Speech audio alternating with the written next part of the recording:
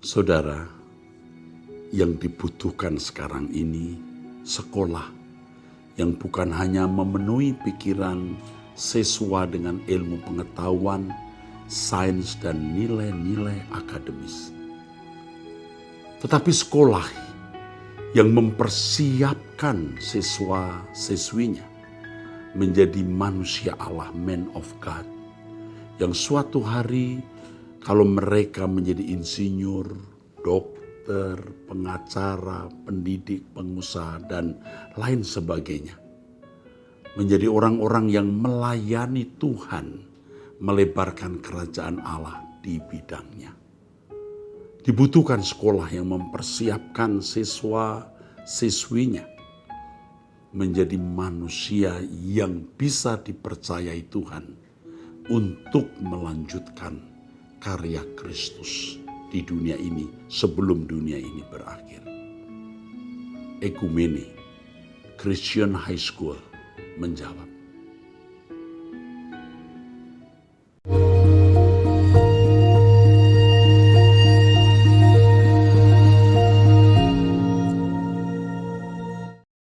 Salam saudara, kita meneruskan Anda bertanya kita menjawab. Sekarang ini kita masuk ke episode 549 ya. Episode 549 ya. Oke. Saya bacakan ya pertanyaannya ya saudara. Saya percaya pertanyaan ini akan ikut memberkati yang lain ya. Saya sejak pandemi 3 mulai mengikuti khotbah Pak Eras ya. Mulai mengikuti khotbah Pak Eras dari Servis Sunday, Wanita Surgawi ya, Truth ID, seminar, doa pagi ditambah sekarang doa malam. Setiap khotbah dan pengajaran saya dengar sangat membangun iman saya. Izinkan saya untuk bercerita sedikit ya Pak Eras. Seperti yang Pak Eras bilang, ketidaktepatan dalam memilih jodoh membuat orang seringkali sulit untuk mencapai kesucian karena terlalu sibuk dengan masalah. Suami saya adalah seorang yang pendendam, selalu berbicara buruk tentang orang lain. Ya. Dan selalu bilang lihat dirinya sendiri aja malas, apalagi lihat orang lain. Selalu menolak ke gereja setiap kali saya ajak ke gereja. Ya.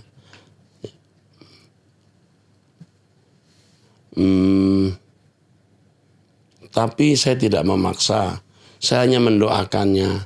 Hanya itu yang bisa saya lakukan, serta menunjukkan sikap yang baik. Walaupun demikian, saya senang. Karena setiap kali saya setel khotbah-khotbah Pak Eras, bahkan saya kasih sound biar nyaring, suami nggak protes.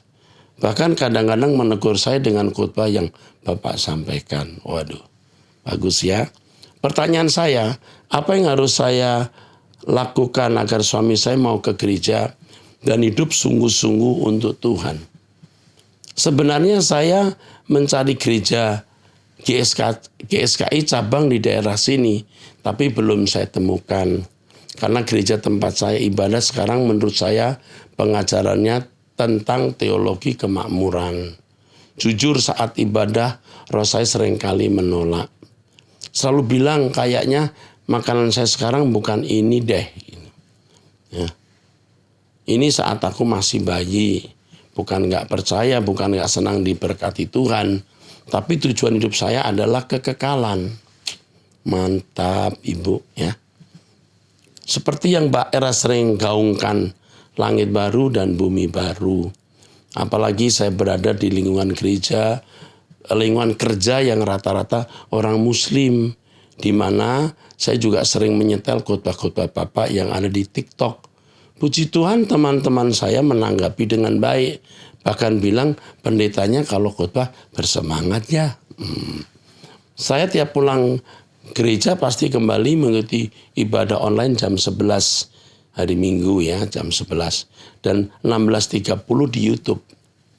Hanya saya seringkali tidak fokus karena urusan pekerjaan rumah. Yang jadi pertanyaan saya, apakah saya bertahan di gereja tersebut atau pindah ke gereja lain atau cukup dengan mendengarkan khotbah-khotbah Bapak melalui YouTube dan buku-buku saja? Ini dia masalahnya ya. Mohon bimbingannya Bapak, karena Bapak Yahweh memberkati Pak Eras keluarga. Begini ya, ini jadi masalah memang. Kalau Anda sudah mendengar khotbah saya yang fokusnya langit baru, bumi baru, kesucian, hidup bertanggung jawab untuk diberkati Tuhan, bukan hanya mengharapkan mujizat. Mendengar khotbah-khotbah kemakmuran, Anda mulai resisten. Karena itu bukanlah khotbah yang menggiring orang kepada kekekalan. Bahkan bisa mendistrak. Tidak membawa orang kepada kedewasaan. Saya sulit menjawab sebenarnya. Kalau kamu tetap di gereja itu sebenarnya percuma juga. Seperti kamu tidak ada di situ. Puji-pujiannya kadang-kadang juga bertentangan dengan prinsip kebenaran. Kalau untuk kamu saya sarankan ikuti saja ke khotbah melalui online. Dan kamu menjadi jemaat e-church. Nanti kamu bisa mengirimkan data-data keluarga. Kamu menjadi anggota keluarga GSKI Rehoboth. Tapi kamu tanyakan ke Tuhan ya, saya tidak mau jadi orang seperti merebut jemaat orang. Padahal kamu juga bukan jemaat siapa-siapa, kamu jemaat Tuhan Yesus. Ya, saya terpaksa bicara ini. Tidak semua orang saya anjurkan begitu. Tapi kalau di situ kamu memang hanya jemaat, ya daripada kamu tidak bertumbuh, ya kamu ikuti saja gereja melalui online. Ya, itulah sebabnya kami memiliki e-church. Jadi orang-orang yang menjadi anggota gereja kita di tempat yang jauh, yang tentu kami akan layani. Kalau nanti ada pemberkatan nikah dan lain-lain, ya mau tidak mau. Karena kalau tidak demikian, banyak orang tidak terbawa ke langit baru, bumi baru, dengan ajaran yang mengkerdilkan pikiran. Oke, selamat datang di tempat kami ya. Kamu di Kalimantan Tengah. Ya. Oke. Di sana ada GSKI sebenarnya. Kau bisa di sana. Nanti orang saya memberi alamat GSKI di sana. Ya. Tapi jangan expect pendeta-pendeta GSKI khotbah seperti saya. Mereka anak-anak rohani saya yang belum tentu tingkat rohaninya seperti saya. Harus belajar menerima. Tapi paling tidak khotbahnya tidak teologi kemakmuran. Oke. Dari wanita usia 21 tahun masih single. Ya, ini sekarang saya baca. Salam Pak Eras, saya lahir di keluarga sederhana dengan 3 orang adik. Tahun 2018 saya tinggal dengan seorang ibu teman dari mama dan memulai sekolah tentang kehidupan dan belajar mencari perkenanan Tuhan dalam hidup. Di rumah itu pagi dan malam selalu berbicara firman. Saya banyak ditegur dan banyak berubah. Kemudian akhirnya selesai pandemi saya kembali ke keluarga. Keluarga saya adalah hal yang paling saya gumuli. Saya rindu melihat papa benar-benar memahami dan mengenal Tuhan dengan sungguh. Mama dari dulu suka mendengar khotbah Pak Eras di radio. Namun Pak, karena ekonomi saya berusaha memberikan yang maksimal dan mengambil semua peluang yang saya yakini semuanya atas anugerah Tuhan. Saya pernah di titik sangat terpuruk karena merasa tidak bisa jadi apa-apa dan tidak bisa kuliah. Namun akhirnya dengan jalan yang ajaib di tahun 2019 saya dapat kuliah. Di tahun 2020 saya juga lulus kuliah di fakultas universitas berbeda di kota saya dan kedua-duanya beasiswa. Tahun 2021 saya diterima bekerja part-time di suatu bimbingan belajar. Semuanya itu saya meminta dan berdoa dan akhirnya diberikan. Pertanyaan saya, Pak, saya sering merasa sedih dan hampa dengan semuanya. Saya seperti tidak punya komunitas untuk membangun iman saya. Hari-hari saya terlalu sibuk dengan pembagian waktu. Saya juga tidak maksimal dan kadang lalai. Saya jarang pulang ke rumah, harus kos di kota. Dan saya merasa sendiri dan terlebih saya takut api yang ada dalam diri saya padam, Pak. Ya. Saya takut kalau api yang ada di dalam diri saya padam, artinya api rohani. Ya. Lebih dari semua yang saya punya dan capai saat ini, saya seolah ingin meninggalkan semuanya. Hanya agar bisa merasakan hal yang dulu saya rasakan. Namun saya tahu saya harus bertanggung jawab. Salah satu teman saya yang sekarang kuliah di STTI pernah bilang kalau memang saya punya Bapak di surga. Salah satu teman saya yang sekarang kuliah di STTI Ekumene pernah bilang kalau memang saya punya Bapak di surga. Walau kadang, Pak, saya merasa iri akan anak-anak yang ditopang orang tuanya karena sering saya merasa sangat lelah dan ingin berhenti bekerja agar fokus kuliah. Namun tidak bisa karena saat ini saya benar-benar berdiri sendiri dan kadang membantu adik-adik. Pak Eras, bagaimana dengan kondisi saya yang sangat padat dan tidak ada komunitas rohani di sekitar saya? Juga lingkungan yang sangat lawan arus dari saya. Saya boleh tetap bertahan? Saya merasa sendiri, Pak, saya juga masih banyak dosa. Namun jujur dalam setiap doa yang saya naikkan sampai terseduh-seduh bukan untuk menjadi sukses dan sebagainya. Saya sering meminta mampukan saya untuk tidak menjadi serupa dengan dunia. Semakin kesini saya semakin takut malah menjadi semakin serupa dengan dunia. Oke, terima kasih Pak, Tuhan berkati dengan hikmat kebijaksanaan.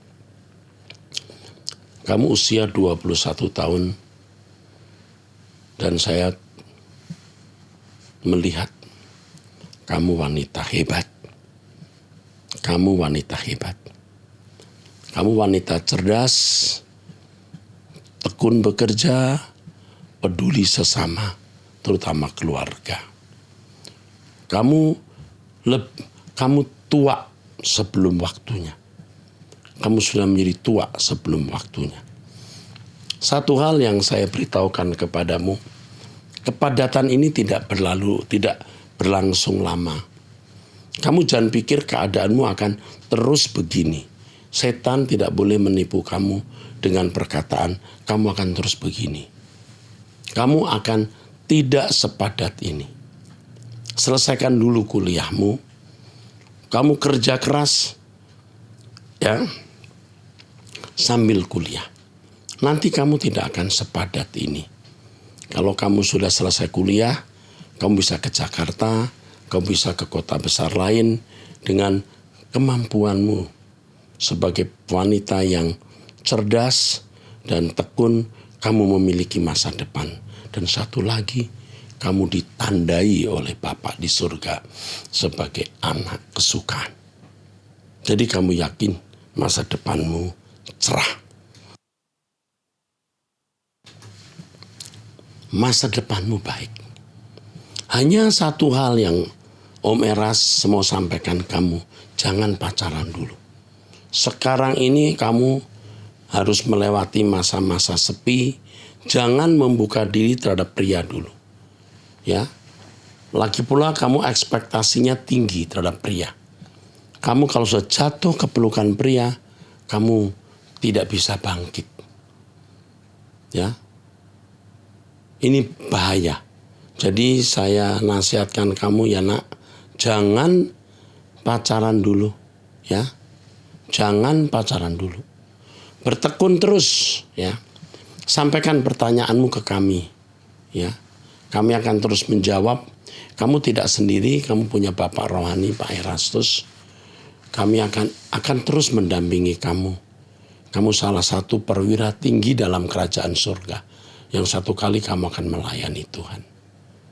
Siapa tahu kamu selesai S1, kamu bisa ambil S2 untuk Fakultas Teologi atau Pastoral Counseling di STT Ekumene. Kamu bisa melayani Tuhan, ya, bisa bertumbuh dalam kebenaran. Oke, saya kira itu jawaban saya.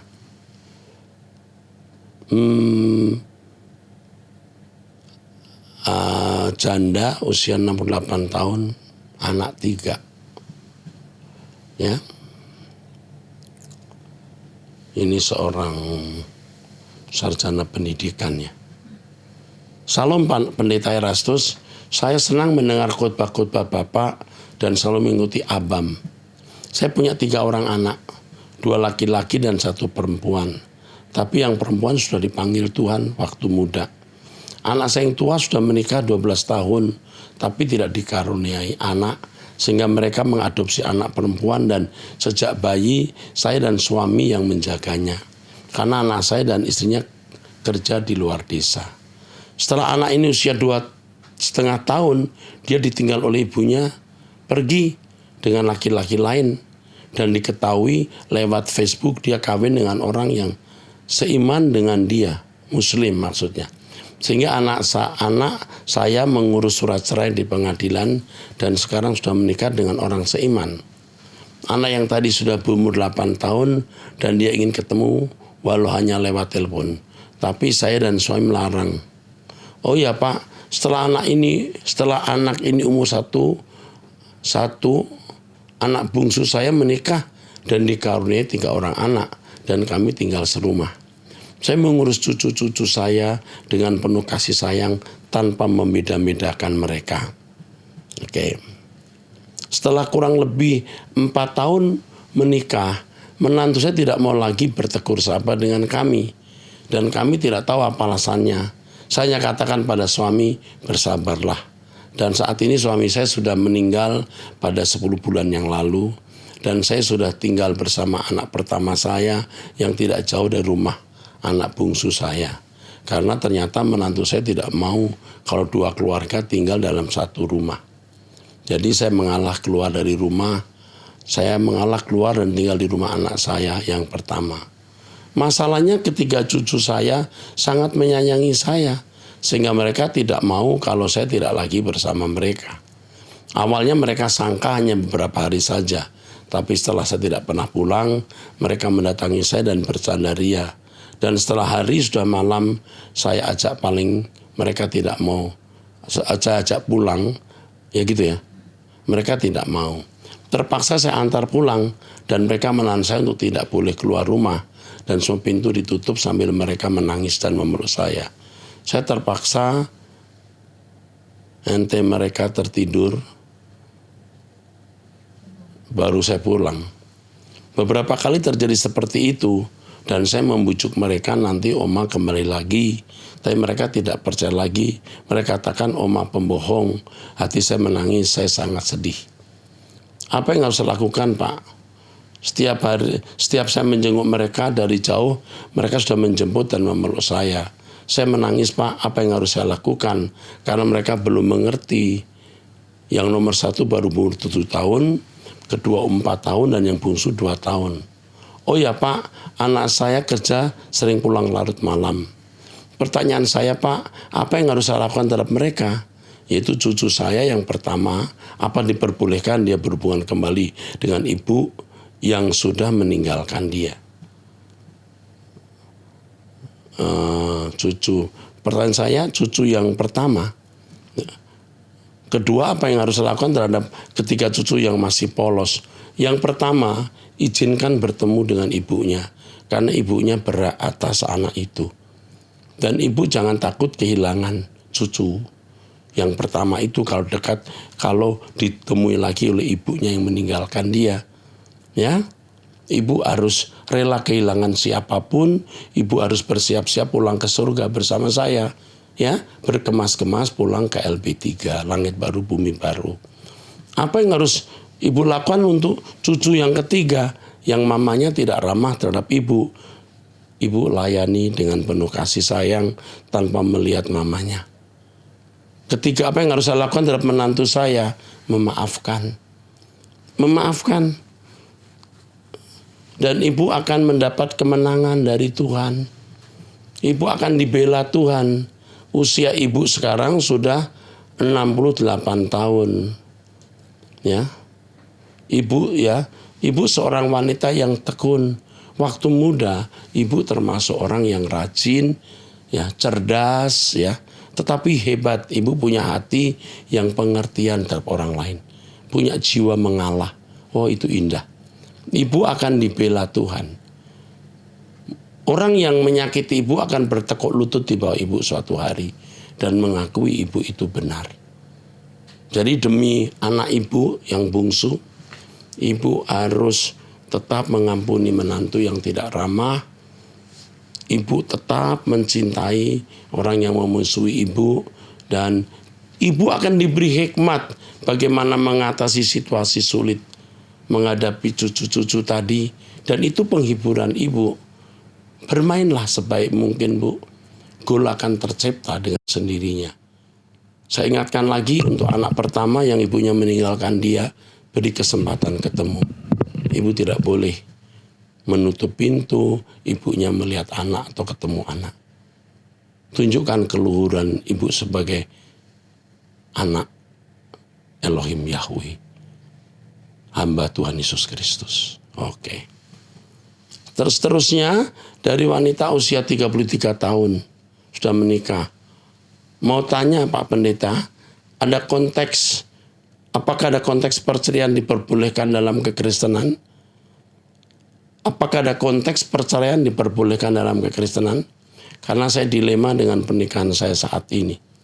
Saya tidak bisa menjawab karena saya tidak tahu kasusnya.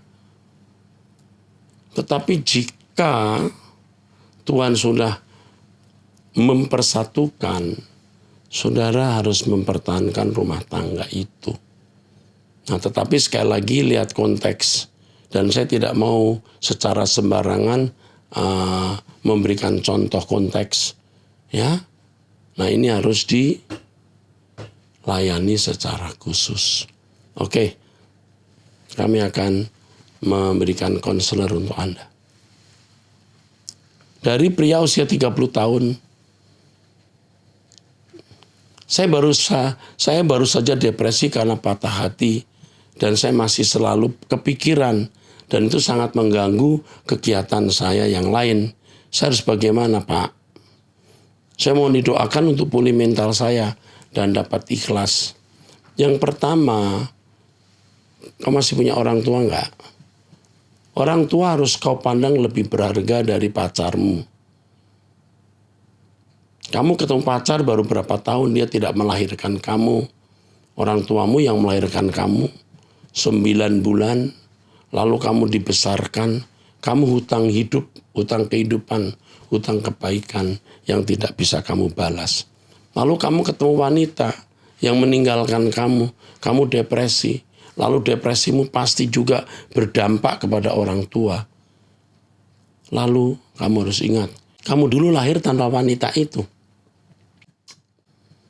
Kamu bodoh kalau kamu menjadi depresi oleh karena seorang yang baru hadir dalam hidupmu. Yang jika kau menikah dengan dia, belum tentu dia itu membahagiakan kamu. Lebih baik kamu terpisah sekarang daripada kamu menikah. Suatu hari ternyata dia tidak membahagiakan kamu, menindas kamu, atau melakukan hal-hal yang menyakiti hatimu. Lebih baik kamu pisah sekarang. Kok kamu bisa patah hati itu kenapa? Ya, orang yang patah hati berkepanjangan, itu orang yang tidak menghormati anugerah yang Tuhan berikan. Kamu sehat, kamu bisa punya pendidikan, punya pekerjaan, dan lain-lain.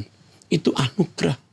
Kok bisa loh terganggu demi satu orang yang datang dalam hidupmu tanpa punya investasi apa-apa. Ya, orang tua punya investasi.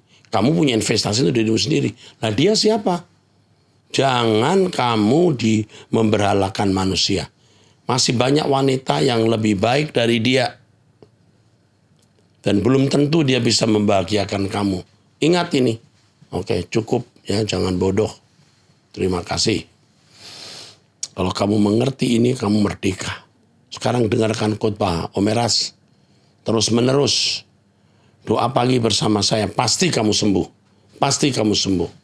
Kamu harus menyembuhkan dirimu sendiri. Seperti kucing yang jatuh luka, dia menjilati lukanya, dia sembuh. Ya, kucing tidak patah hati. Walaupun patah tulang. Ya kan? Dia juga sembuhkan tulangnya sendiri. Oke. Wanita usia 17 tahun, masih muda ini. Salam Om Eras, aku punya nenek yang dimana dia adalah seorang pendoa di gerejanya. Katanya kalau kita hidup di dalam Tuhan, kita harus menjadi contoh untuk sekitar kita. Kita harus bisa menjadi terang untuk sesama kita kan Om. Tapi aku merasa kalau nenek, aku nggak bisa jadi contoh yang disebutkan itu. Karena seringkali nenek aku membedakan si miskin dan si kaya di keluarga kami. Sebagian besar dari keluarga mempunyai ekonomi yang tinggi, sedangkan aku sebaliknya. Dari kecil keluargaku sering sekali mendapatkan perkataan yang tidak mengenakkan, dibanding-bandingkan, dibedakan sama mereka yang kaya. Nenek aku sering melontarkan kata ke kami seperti jangan sakit hati. Sedangkan apa yang ia katakan aja udah bisa membuat orang sakit hati. Kalau kita sakit hati itu dosa ya Om Eras.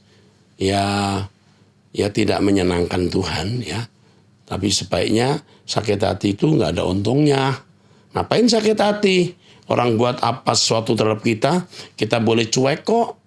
Ngapain kita sakit hati? Orang sakit hati itu bunuh diri. Artinya melukai diri, lama-lama jadi sakit jiwa kita. Bisa jadi kanker ya, jadi tumor, ngapain ya. Gimana ya Om caranya agar kita nggak sakit hati walaupun kita disakitin sama orang? Pikir, yang pertama, orang berhak melakukan apa saja. Orang berhak ngomong apa saja. Orang berhak bertindak apa saja. Jadi kamu tidak bisa menyangkal dan menolak orang mau buat apa saja. Yang kedua, kamu bisa tidak diatur oleh orang lain. Perasaanmu tidak diatur oleh orang lain. Orang boleh ngomong apa saja, tapi kamu tidak bisa diatur perasaanmu oleh orang lain. Tapi perasaanmu tidak boleh diatur oleh orang lain. Kamu cuek, kamu maaf ya, digeblekin aja. Orang bilang misalnya, kau miskin, nggak tahu diri. Ya nggak apa-apa. Emang saya begini. Yang ketiga, yang penting kita berkenan di hadapan Tuhan. Nggak pusing apa kata orang, nggak pusing. Yang penting kita berkenan di hadapan Tuhan gitu nak ya. Om senang kamu tanya ini. Kamu akan dilindungi Tuhan. Hari ini kamu tidak mampu. Suatu hari kamu jadi orang kaya. Secara materi dan jangan sombong. Pada waktu itu kamu jangan sombong. Ya. Kamu tadi katakan nenekmu pendoa syafaat. Saya sudah sering ketemu pendoa syafaat nak. Om sudah sering ketemu pendoa syafaat. Seringkali pendoa-pendoa di gereja itu tidak dewasa. Ya, jangan kau pikir kau sependoa di gereja, lalu dia dewasa. Lah, siapapun juga bisa daftar jadi pendoa. Latar belakangnya apa kita nggak tahu. Kedewasaan rohani yang kita tidak tahu, dia jadi pendoa. Murahan. Ya. Kalau orang mau jadi direktur, masih ditulis syarat-syaratnya. Tapi kalau pendoa nggak ada pakai syarat, biasanya. Asal aktif, apalagi kalau punya duit, jadi pendoa syafaat, ramah-ramah terhadap pendeta, kirim makanan ke rumah pendeta, apalagi bisa kasih uang, langsung jadi pendoa syafaat. Oh dia bisa nasihati orang, ya iyalah, dia dengar khotbah kanan kiri, dia sambungkan lagi tuh khotbah ke orang lain, itu mah gampang.